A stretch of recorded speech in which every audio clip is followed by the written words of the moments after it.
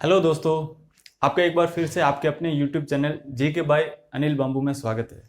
दोस्तों, आज हम जनरल साइंस पढ़ेंगे। जनरल साइंस में हम अपनी तैयारी में आज हम एक नया टॉपिक स्टार्ट करते हैं, उत्प्रेरक। ठीक है, उत्प्रेरक कौन कौन से उत्प्रेरक महत्वपूर्ण है और उन उत्प्रेरक का उपयोग किस विधि में और या किस रासायनिक अभिक्रिया में किया जाता है, ये हम देखेंगे। परीक्षा के हिसाब से ये इंपॉर्टेंट है, कई बार क्वेश्चन आ जाता है 1 नंबर का सीधा ही। तो हम छोटा सा टॉपिक है, इसमें ज़्यादा देर करेंगे नहीं, स्टार्ट करते हैं। ये देखो, सबसे पहले हम बात करते हैं आज के टॉपिक की, उसका नाम है उत्प्रेरक। दोस्तों, क्या होता है उत्प्रेरक? सबसे पहले हम इसकी परिभाषा देखेंगे। उत्प्रेरक क्या होता है?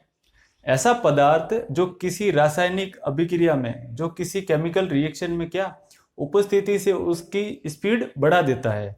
ठीक है, कोई केमिकल रिएक्शन हो रही है, कोई रासायनिक अभिक्रिया हो रही है, अगर उसकी स्पीड बढ़ जाए किसी पदार्थ की उपस्थिति के कारण, तो उसे हम क्या बोलेंगे? उत्प्रेरक बोलेंगे। ठीक है, तो पहला हमें ये याद रखना है कि उत्प्रेरक क्या होता है? जो किसी रासायनिक अभिक्रिया की गति को या उसके वेग को बढ़ा देता है। ठीक है, देखो, बहुत सारे उत्प्रेरक होते हैं और इनका अलग अलग उपयोग होता है।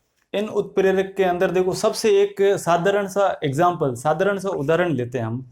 नाइट्रोजन का जो स्थिरीकरण होता है पेड़ पौधों में, ठीक है, जो जड़ वाले, जो रूट वाले कुछ पेड़ पौधे होते हैं जिन्हें स्थायी नाइट्रोजन की आवश्यकता होती है। अब वो वातावरण से सीधी नाइट्रोजन ले नहीं सकते, तो नाइट्रोजन का स्थिरीकरण क्या है? एक एग्जाम्पल है उत्प्रेरक का।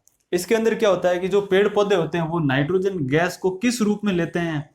इसको नाइट्रोजन को सीधा नहीं ले सकते, तो फिर वो क्या करते हैं? नाइट्रोजन को नाइट्रेट या फिर अमोनिया के रूप में लेते हैं। तो ये आपको याद रखना है। ठीक है, सबसे जो सीधा सिंपल सा एग्जांपल है, नाइट्रोजन का जो स्थिरीकरण है, ये किसका उदाहरण है? ये उत्प्रेरक का उदाहरण है, ये आपको याद रखना है।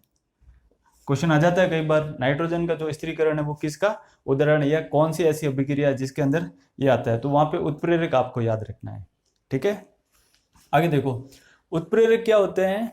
ऐसे पदार्थ जिनकी उपस्थिति से अभिक्रिया की गति या वेग बढ़ जाए। अब ये जो उत्प्रेरक होते हैं, इनकी जो मात्रा होती है वो बहुत कम मात्रा होती है अभिक्रिया में। ये अभिक्रिया में सीधे भाग नहीं लेते। ठीक है, ये खाली गति या वेग बढ़ाने के काम आते हैं और इनकी मात्रा बहुत कम, अल्प मात्रा ही उस अभिक्रिया के लिए जरूरी है। ठीक है, जैसे हम हमारे खाने के लिए, जो खाने में क्या, नमक की जो मात्रा बहुत कम होती है, अल्प मात्रा होती है, वैसे ही उत्प्रेरक क्या होता है? किसी रासायनिक अभिक्रिया की गति बढ़ाने के लिए अल्प मात्रा में आवश्यक होते हैं।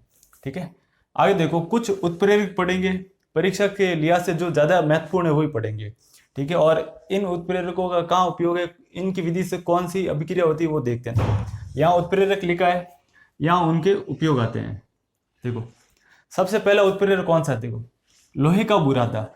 लोहे का बुरादा ये जो उत्प्रेरक है, ये कहाँ पे काम आता है, किस अभिक्रिया में काम आता है, ये आपको याद रखना। ये सारे जो उत्प्रेरक है 4-5, ये बहुत बार एग्जाम में पूछे गए। ठीक है, इनसे बाहर उत्प्रेरक नहीं आते, तो हम इन्हीं पे ज्यादा ध्यान देंगे। पहले देखो, लोहे का बुरादा। लोहे का बुरादा जो उत्प्रेरक है वो कहाँ पे काम आता है? अमोनिया गैस बनाने की हैबर विधि में। तो इस लाइन के अंदर देखो कितने क्वेश्चन बन गए। पहला ये क्वेश्चन, अमोनिया बनाने की कौन सी विधि होती है? पहले ऐसा क्वेश्चन आएगा, अमोनिया बनाने की विधि कौन सी होती है? हैबर विधि। ठीक है, याद रखना आपको, अमोनिया बनाने की जो विधि होगी वो हैबर विधि होगी। दूसरा क्वेश्चन ऐसे आ सकता है कि हैबर विधि से किसका निर्माण किया जा सकता है, तो वो क्या होगा? अमोनिया। ठीक है, तो इसके अंदर उत्प्रेरक के रूप में हम क्या काम में लेते हैं? लोहे का बुरादा। ठीक है, ये याद रखना, अमोनिया गैस बनाने की जो हैबर विधि है उसके अंदर उत्प्रेरक के रूप में लोहे का बुरादा काम में लेते हैं। ठीक है, आगे बढ़ते हैं। देखो, सेकंड, प्लेटिनम। जो प्लेटिनम है वो कहाँ पे काम आता है, वो किस अभिक्रिया में काम आता है? सल्फ्यूरिक अम्ल बनाने की संपर्क विधि में। सल्फ्यूरिक अम्ल क्या होता है? H2SO4, हाइड्रोक्लोरिक एसिड होता है H2SO4, अम्ल राज बोलते हैं इसे। तो अब देखो, ये अम्लों का राजा है H2SO4। सल्फ्यूरिक अम्ल बनाने की जो संपर्क विधि है, ये सल्फ्यूरिक अम्ल है, और इसकी जो विधि है वो कौन सी होती है? संपर्क विधि। इसको याद रख सकते हो आप, सल्फ्यूरिक स से स्टार्ट हो रहा है और इसकी विधि भी है वो स, दोनों स। सल्फ्यूरिक अम्ल संपर्क विधि। तो जो सल्फ्यूरिक अम्ल बनाने की संपर्क विधि है उसके अंदर उत्प्रेरक के रूप में प्लेटिनम काम में लेते हैं। ठीक है, आगे बढ़ते हैं। देखो, निकल। निकल जो उत्प्रेरक है वो कहाँ काम आता है, देखो वनस्पति तेलों से कृत्रिम घी बनाने में। जो वनस्पति तेल है वहां से उनका हाइड्रोजनीकरण करके जो कृत्रिम घी बनाते हैं, जिसको बोलते हैं देसी भाषा में डालडा घी बोलते हैं, ठीक है। तो उसको बनाने के लिए जो उत्प्रेरक आता है वो है निकल, ठीक है। ये याद रखना आपको, ये बहुत बार एग्जाम आ चुका है। वनस्पति तेलों से जो घी बनता है, कृत्रिम घी बनता है, उसका उत्प्रेरक कौन सा है, तो उसके लिए निकल उत्प्रेरक है, ठीक है।